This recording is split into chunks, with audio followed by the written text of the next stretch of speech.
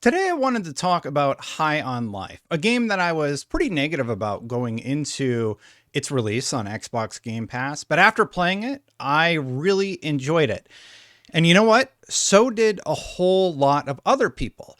Now, there's some interviews out there about why High on Life did so well and their strategy with putting it on Xbox Game Pass. So let's talk a little bit about that today.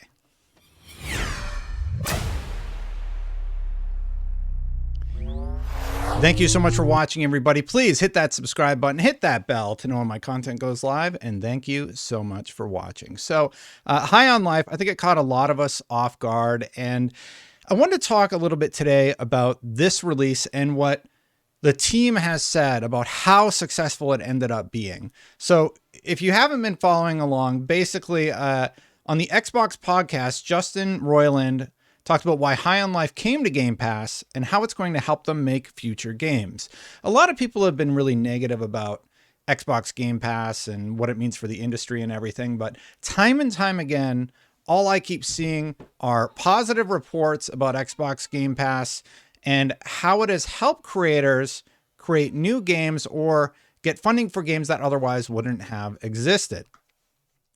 Some of the points they make in here are how they did research before releasing the game. Before we decided to pull the trigger on it, I spoke with a handful of other folks who did Game Pass, Roiland explained, and I ultimately came to the conclusion, based off of what I heard, that it's a value add.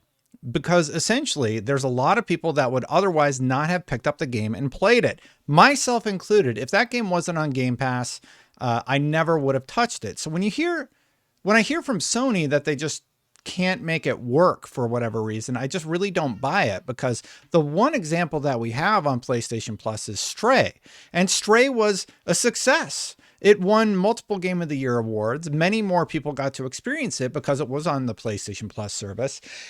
And long story short, I do think that services like Game Pass and PlayStation Plus are kind of the future of where game releases are going to be going, regardless of what people have said about the pricing structure. I know Sean Layden had some comments about how like it's not sustainable or whatever, but here we are again talking about another story of a developer that wouldn't have made a game without this being available to them. And those people, if you believe in what you've made and you really feel confident that you've made something special or different, and we do with our game, those folks can become evangelists in a way for the title. And like me talking about High on Life, a game that I was very negative about, you can go find my tweets. I was very negative pre-release about the game. And having played it, I got past like the knife part, which I still didn't find that funny, but there's enough gags throughout that will make you laugh, and it's really enjoyable to play through. And because it's on the service, tons of people are playing it. And actually, the quote is, High on Life has become Xbox Game Pass's biggest launch of 2022, the biggest third-party Game Pass launch of all time. They actually did a whole story about this. High on Life is Xbox Game Pass's biggest 2022 launch and the biggest third-party Game Pass launch ever.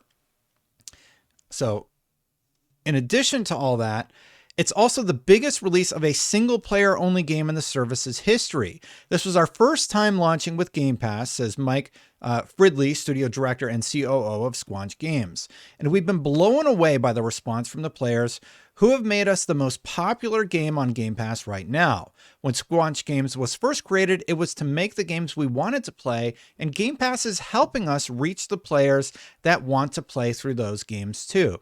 Again, another success story about Game Pass and what it ends up offering to creators.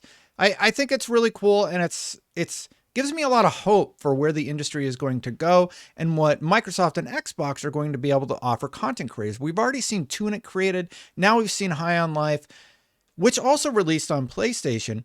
But how many other games are going? Well, I think it came out on PlayStation. I think it's everywhere, right? But this is a success story because that seed funding allowed them to create the game. But those who might not otherwise have looked into playing it, if there's someone on the fence or raising an eyebrow, what is this thing? And they're a Game Pass subscriber, well, they can just download it and dive in. Exactly. And I played something like 36 games this year, a lot of stuff I never would have experienced otherwise. there's no more demos. People don't like release small snippets of games very often. So Game Pass being available is a great vehicle for you to, for a developer, I suppose, to put something out there that's been out for a while and see what happens when you put it on the service. Royland's research helped him conclude that Game Pass is a powerful tool to get a lot of reach. If you really do believe you've made something worthwhile, it's a pretty powerful tool. And that's what I gathered in doing my due diligence on it on my own. A lot of folks told me that non-Game Pass games they ship versus Game Pass games, and they talked about how they get 7 times more sales. 7 times more sales if it's on Game Pass. That's crazy. So the fact that people are able to try out a game converts to sales. It's really interesting to me because they probably don't want the game to go away. Game Pass won't just help them make High on Life, but it's going to help them make future games too. We are an indie studio, we're small, and we do want a war chest to make a bunch more fun, crazy games. And that was of consideration for us. It's like, okay, we really want this game to get out there. We want it to do. We want sales to do well. And I think that, yeah, I mean, from what I gathered in my little poking around and asking different folks, Game Pass was a huge value add in that respect.